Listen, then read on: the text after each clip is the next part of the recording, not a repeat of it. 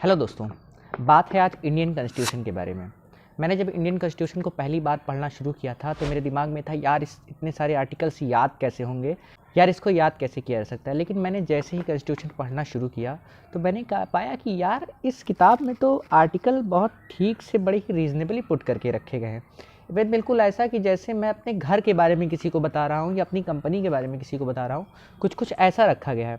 As an example, constitution शुरू होता है प्रीएम्बल से, जहाँ पर ये बताया जाता है कि भारत कैसी कंट्री बनना चाहता है, सेकुलर बनना चाहता है, डेमोक्रेटिक बनना चाहता है, यहाँ के लोगों को जस्टिस, सोशल जस्टिस देना चाहता है, फ्रेटर्निटी देना चाहता है, इक्वालिटी देना चाहता है। इन सभी चीज़ों से ही प्रीएम्बल शुरू होती है। प्रीएम्बल डिसाइड कर देती है कि हाँ कॉन्स्टिट्यूशन क्या होने वाला है।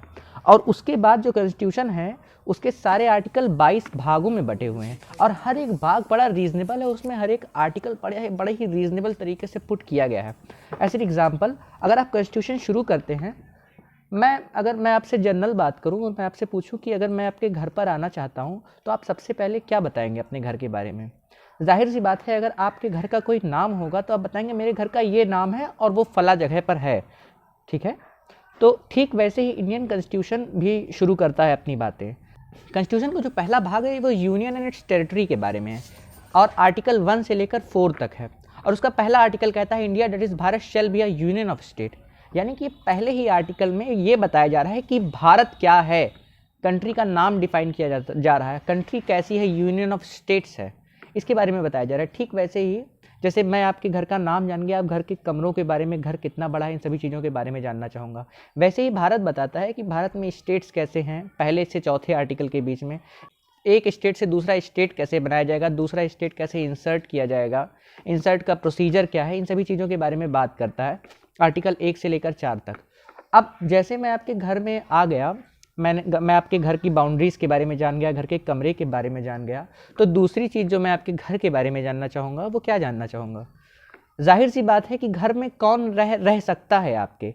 और कॉन्स्टिट्यूशन भी यही चीज़ बताता है अपने दूसरे भाग में, जिसका नाम सिटीजनशिप है। आर्टिकल 5 से लेकर आर्टिकल 11 तक कॉन्स्टिट्यूशन सिटीजनशिप के बारे में बताता है कि यार मैं सिटीजनशिप कैसे देने वाला हूँ अपने देश में। एज एन एग्जाम्पल, आर्टिकल 5 बात करता है कि हाँ हमारे देश में सिटीजनशिप कैसी होने वाली है। उसमें वो 2-3 तरीके बताता है। पहला तरीका बताता है आप भारत में पैदा हुए हो, दूसरा तरीका बताता है आपके माता पिता में से कोई भारत का हो, तीसरा तरीका बताता है कि यार ऐसा है आप 5 साल तक भारत में ऑर्डिनरी रेसिडेंस रहे हो और उसके बाद आप अप्लाई कीजिए तब मैं आपको भारत की नागरिकता दूंगा। इस तरीके से बहुत ही रीजनेबल तरीके से कॉन्स्टिट्यूशन डिस्कस करता है अपने सारे पार्ट के बारे में कि हाँ मैं क्या क्या चीज़ें करने वाला हूँ। अच्छा ठीक है, मान लीजिए सिटीजनशिप डिस्कस हो गई, मैं ये जान गया कि आपके घर में मेंबर्स कौन कौन से रहने वाले हैं। अगर मैं आपके घर में रहने के लिए आना चाहता हूँ किसी भी तरीके से, तो तीसरी चीज़ मैं क्या जानना चाहूँगा? जाहिर सी बात है मैं ये समझना चाहूँगा कि आपके घर में लोगों के साथ व्यवहार किस तरीके से किया जाता है।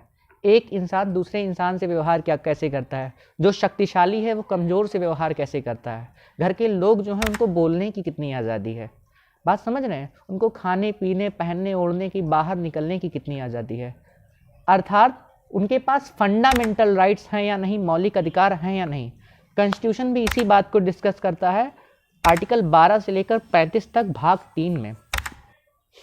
कॉन्स्टिट्यूशन का जो चौथा भाग होने वाला है वो directive principle of state policy होने वाला है, अर्थात राज्य के नीति निर्देशक तत्व। एज एन एग्जाम्पल, मैं आपके घर में आ गया, आपके लोगों के बारे में समझ गया, उसके बाद मैं आपके घर का फ्यूचर प्लान समझना चाहूँगा कि आप क्या फ्यूचर प्लान क्या है, क्या करना चाहते हैं आगे 2 कमरा और बनवाना चाहते हैं ऊपर, फाइनेंशियली आप यहाँ इन्वेस्ट करना चाहते हैं, अपने घर के सदस्यों को, अपने देश के नागरिकों को फला अधिकार देना चाहते हैं आप, इस तरीके से आप प्रोसीड करने वाले हैं, ये पॉलिसी बनाने वाले हैं। डायरेक्टिव प्रिंसिपल भी उसी के बारे में बात करता है। डायरेक्टिव प्रिंसिपल्स वो प्रिंसिपल्स हैं जो 1950 के समय देश उतना प्रिपेयर नहीं था जिनको उस समय अप्लाई किया जा सकता था, इम्प्लाई किया जा सकता था, जैसे कि यूनिफॉर्म सिविल कोड, उन सभी चीज़ों को उस समय अप्लाई नहीं किया जा सकता था। तो देश को मोहलत दे दी गई कि ऐसा है, हमारा जो राज्य होगा, हमारा जो देश होगा वो डायरेक्टिव प्रिंसिपल को अप्लाई करने की दिशा में काम करेगा। अभी नहीं हो सकता है, लेकिन जब देश इस लायक हो जाएगा तब इस सब काम को किया जाएगा। इस सारे मुद्दों का डिस्कशन भाग 4 में होता है, कॉन्स्टिट्यूशन के आर्टिकल 36 से लेकर 51 तक।